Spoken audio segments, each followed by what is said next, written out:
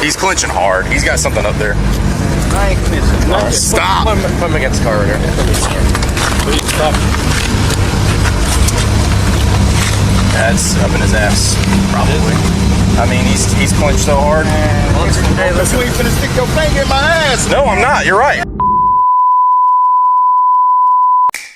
September 9th, 2022. Jacksonville officers are conducting a narcotic investigation. They take a subject into custody by the name of Running Reed. They do an initial search on Reed and find nothing, and then they decide to level up the search.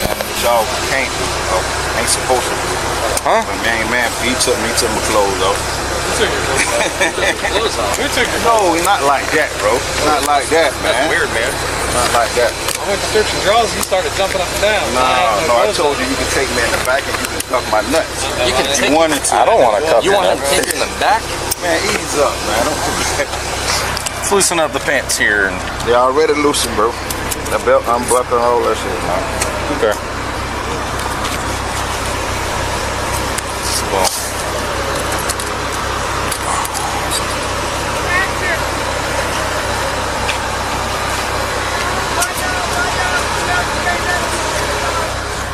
okay. I don't want her to look at your genitals. Let's go over here. All right.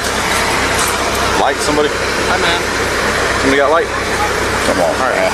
Nothing's gonna go inside of you, all right? But we have to make sure you don't have anything else. Up in on many of these sites of operations and searches. As you're seeing this, you see a somewhat jovial exchange between the subject and street in custody and the officers. However, we can't get away from the fact, and I look at this from a sergeant's mindset. If I am on the scene, this joking and jovial behavior, we still have a person in custody, and what we're doing right now is we're in a Fourth Amendment situation, which is extraordinarily serious. This is protection to a person's right against unreasonable search and seizure. So from the sergeant perspective, what I'm seeing here is we have to be very, very careful that we don't cross over that line.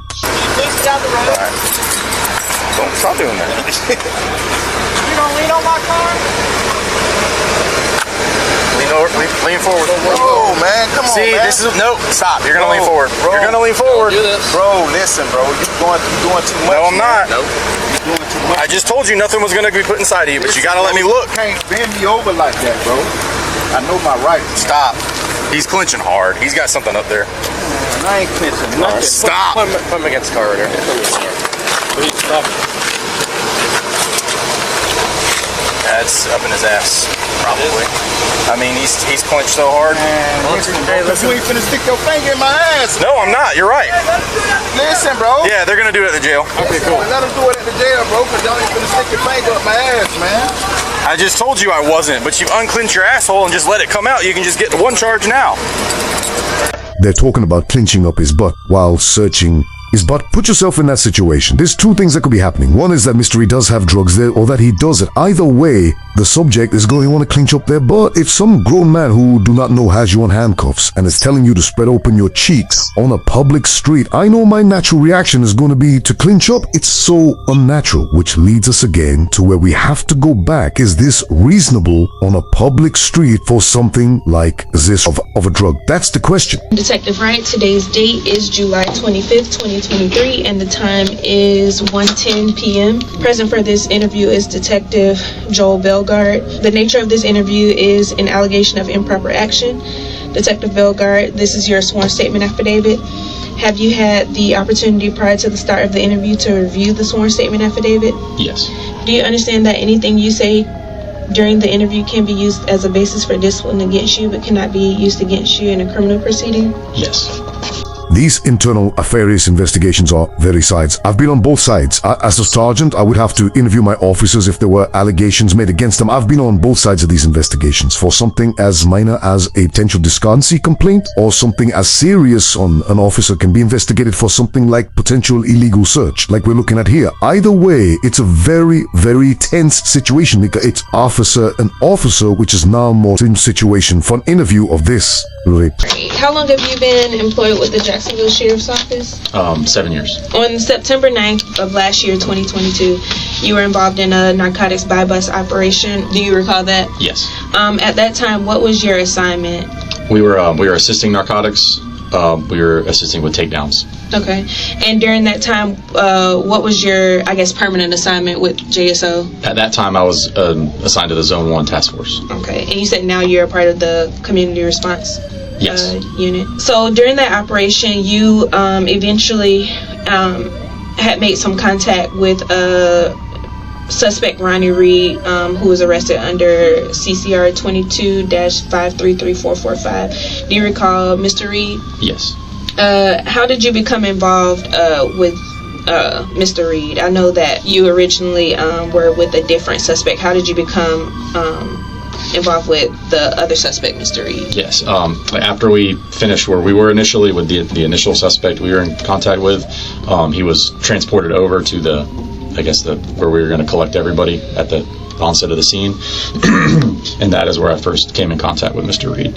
An interesting point about these internal affairs interviews is that the officer is afforded the opportunity to have representation with them. This officer in this case chose not to have representation, and many times officers don't because they want to go in there and say, I'm just going to tell my story. I don't necessarily think that I did anything wrong and I don't need representation. I'm not going to say whether you should have representation. I'm not all the time that's a union member, but it's very interesting that this officer chose not to have running representation though. They did. Did you know Reed had already been searched before you made contact with him? I knew at that point, I shouldn't say I know, but I kind of assumed, as we all do, that he had been at least searched for or patted down for weapons. As the investigation went on, we realized we hadn't recovered those specific funds, the funds used for the transaction between the initial suspect and Mr. Reed.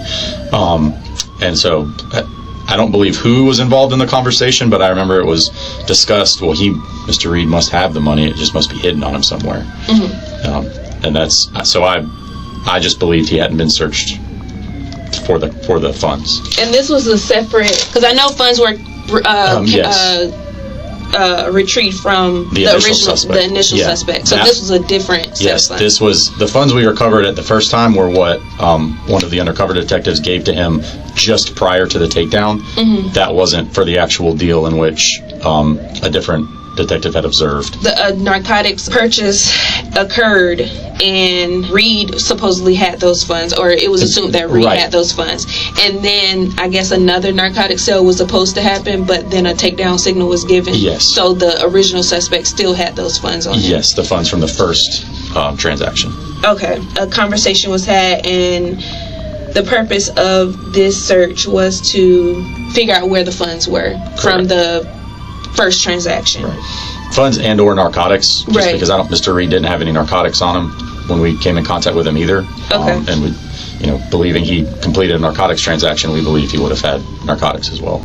Clarity. I found sitting in on this interview with the officer, I noticed that there are two different units. There's the narcotic unit, and the other officer that's being interviewed here is part of another unit that was responsible to take down. So sometimes in those situations, the communication is not great. But here is the crux of this investigation. Was this a mistake of the head or a mistake of the heart? A mistake of the head is that you Mr. Occasion does the no, it isn't observe you harm main mistake of. Was it a mistake of the heart that I intentionally do a bad search or do this search to humiliate this person's because in my heart I intended to do malice? It doesn't matter in the legal sense, not necessarily, but it gets to the crux of where this officer's mindset was when it occurred. But you said you don't recall who made the decision that he needed to be searched. You just had the understanding that it needed to happen. Right, that's correct. It was, everybody kind of got together and we were like, well, we haven't found the money. He did the transaction. He must still have it. And I was like, I've made the decision myself. Okay, well, let's search him then. The search that was captured by your body camera, what would you classify that search as? Going back to what I originally, at that time, in my mind, I believed a strip search was having someone take off their clothing, like completely removing it. I did not understand that merely manipulating or arranging, as state statute and our orders say, I was not aware that constituted a strip search. At the time, I would not have called it a strip search. Looking back, after looking at orders and state statute, I would call that a strip search. Here the officer clear saying, had I looked and known the statute, I would have known that what I was doing was a strip search. Again, it doesn't absolve him because ignorance is just like in the law. That's not an excuse to not do what you're supposed to do. The other basic standard that we should see is it reasonable to pull the man's pants down and spread his butt cheeks apart in public if you're looking for drugs? Because Here's the thing. Every search, initially you should start starting as its potential could be illegal. How is it not only? Well, that's three very simple ones right at the top. If a person consents to the search, then the search is likely going to be good. The second is if there's probable cause in a search warrant. And if in that case you have a search warrant, then the search, if the judge signs off on it, it's likely going to be good. And here's the third one. It's called exigent circumstances, which means I have a real need and a reason right this second to spread this man's butt cheeks apart, go up in and get the chills. Almost gives me chills to think about. There's no exitancy on that certain sense. Let me give you one where there could be exitancy, where you might want to have to pull someone's butches apart in public. That could be a situation where they have a detonator that's going to blow up bomb somewhere, and if you don't get it out, the person's going to be able to reach around there and pull it out.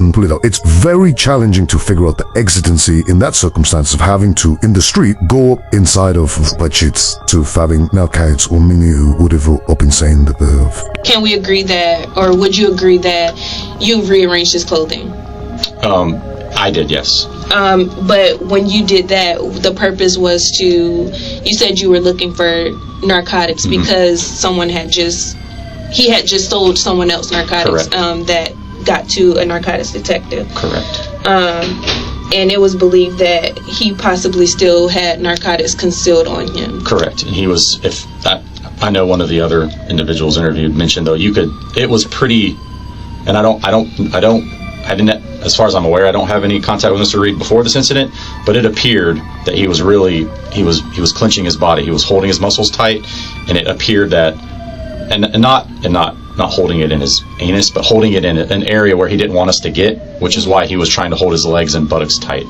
And that's another reason why we believed he had some sort of contraband hidden on his body. Holding your butt tight when a strange man is pulling your butt, that to me seems almost the natural response. Also, I've had people who call it keister dope in their butt, and they would hide it, but the jail normally are the people that end up recovering that. When I'm seeing the officer's interview here, he doesn't seem like he's attempting to be deceptive. He says that he read the statute and now realizes that it was a trip search. Again, for all the best and the truths that it was a trip search. Hey, there's reason for. If you did locate something, what would have been your next step? We probably, depending on what it was, we would have asked him to remove it. If it was a narcotic or money, if it was a weapon, which at the time he was a larger man. The purpose wasn't for a weapon, but it was plausible to believe there would have been there. We would have removed that unless it was inside of him at all. We wouldn't remove anything. But we probably would have unhandcuffed him and had him retrieve the property that we could then see. Watching the body cam, you end up taking him to the other side of the car, but was he visible to anyone that was around? I don't see how. I know you can hear a female kind of shouting out. I don't know how she, without like climbing on top of a fence or something where she was. I don't know if you're familiar with Westmont. It is a street, however, it's like a house and then just fence on the north side. There was a U-Haul truck that was somehow involved in the investigation somewhat. I think there was narcotics located in it, and like 2 more narcotics blockers, which, as you know, are large vehicles. I don't know how she could have seen past those. And again, I moved him around the corner of the vehicle we were at to preclude her from seeing. So I don't know how she could have. I don't know how she could have seen it. I tried to give him some privacy in doing what we were doing. I don't know how she could have seen it. All right. Is there any information that is pertinent to this allegation that I have not asked you? I don't believe so. Is there anything that you said that you would like to change or clarify on the record before we conclude? No. Is everything that you have told me today and in this statement the truth? Yes. This interview is concluded at 1:27 p.m. Some of the court documents in a lawsuit that Mr. Reed filed found that Mr. Reed spent approximately 13 days in jail for this, had about 18 court appearances, and the city of Jacksonville had to pay $275,000. On top of that, officers involved received written recommends that stand the file for a period of time, which stops promotions and other things. What does a person like Mr. Reed go through after being exposed in public like that? And I'm not saying that he was not involved in any type of criminal activity. I don't know, but I know that nothing was found on him at the time of the incident. There were no charges filed against, simply released from jail, and that was the aftermath of this case. If there's a big lesson here, is this reasonable? And under the circumstances, it was found that it was a violation of policy and unreasonable, and did not go according to what that police department expectation is of their officers.